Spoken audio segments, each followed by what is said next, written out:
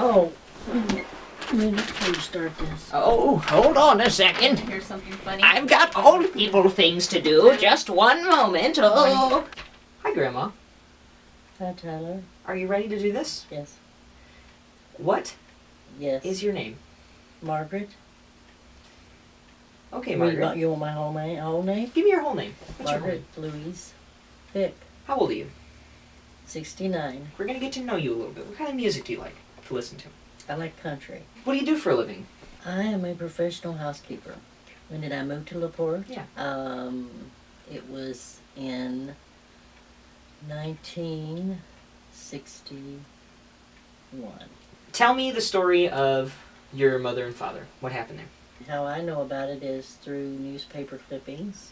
I was only 9 months old when my mother died. I was 4 years old when my father died, but I never knew him.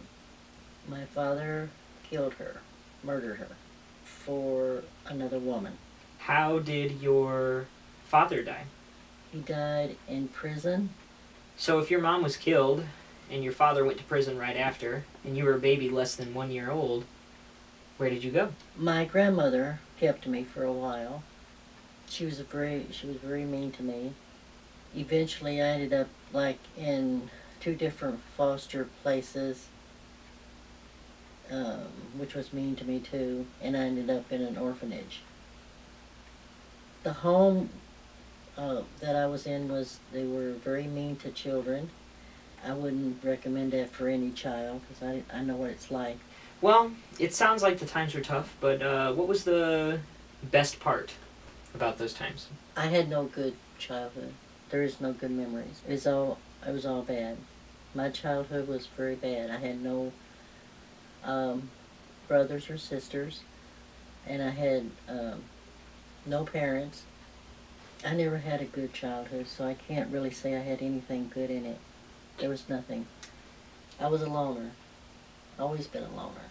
What kept you going through those times? You just had to keep on going. Fight for yourself. You had to believe in yourself. And you can do better. You can keep on going if you try. And I worked really hard on that. I faced many obstacles all the way through life. I was always a protector of others.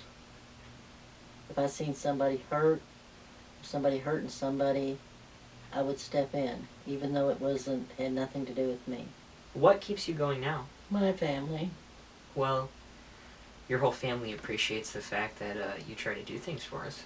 Oh yeah. I know they do, but a family is so important. So how did you meet my grandfather? Well, that's a story. Well, I had no family. And I met him because I got lost in Indianapolis. I missed the bus. Okay. I always miss the bus. I missed the bus in Indianapolis, so my husband's brother had to come there and get me, and he came with him. He was very good looking. He was a really good looking guy, though. He was. Mm-hmm. First thing he said, "There's no such thing as you in this city, ever." He said, "There's nothing as beautiful as you are." He knew me when I was a little girl. I did not know him. He said he knew me because he gave me a candy bar, and I ran off. He says, "Do you remember?" And I said, "No." But he said, "When I seen you then," he says, "I was thinking I might marry you someday." Wow. 3 years, he wrote me letters. He'd come to visit me a couple times at the home, and I would come back here. When I was 15, I left the home without permission. Did they ever catch you? Yes, they put me in jail. What? No. Yeah, they put me in jail. They put you in jail? Yeah. How long were you in jail? About a day or so. And, oh my gosh. Yeah, for real. What? And so I didn't finish school because the school here, Boston, They were very mean to me. They didn't like me because I was from the South. I couldn't handle it. I couldn't handle all of that, you know. Interesting. And they was failing me for no reason, just because I was Southern. What is it about color or nationality that you don't like? What is it that makes them different? They're all the same. We were all the same. I knocked a few people out. Boys, to be exact. Knock people out? Yes. You just haymakered on some people because Well, they deserved it, or Well, what? what they did is they kept picking on me every day, these two boys. When I come to school tomorrow, I said, if you mess with me, you don't know who you're messing with, okay? You know, I let it go. I didn't mess with them. And the one kept picking on me, calling me names. A girl's gonna make me stop? I said, I'm not just a girl. So I said, one more time, and I'm gonna floor you. He did. I got up. I hit him. The first time I hit him, knocked him out. My aunt, she says, what are you doing? I said, I'm going back to school because I hit a boy and knocked him out. She says, way to go, girl. I had this teacher. It was in literature. It was in literature class. She didn't like me at all. And I asked her, what is it about me you don't like? She says, I just don't like Southern people. I don't like blacks. I don't like... Your teacher said that? Yeah, I don't like Southern people. They would get fired for that immediately. Well, no. Well, not then. I know, not then, but now they would.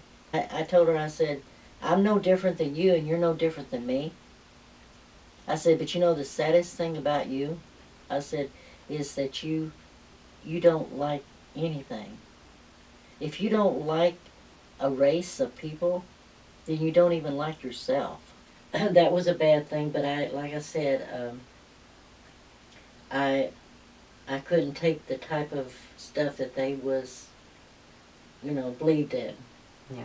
Being prejudiced, didn't like anybody because of the way they looked, or if they were fat or skinny, or they didn't look right, I thought it was wrong, to do that. So I just quit. What is the most mind-blowing thing about today compared to the 1960s? The abusive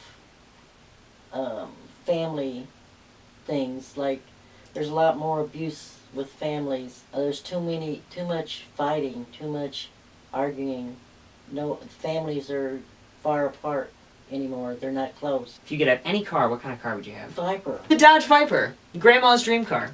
You have any advice you want to share? Well, I have something to say to the young people that goes to school. What do you have to say? If you ever think that you cannot be anything you want to be, you can. And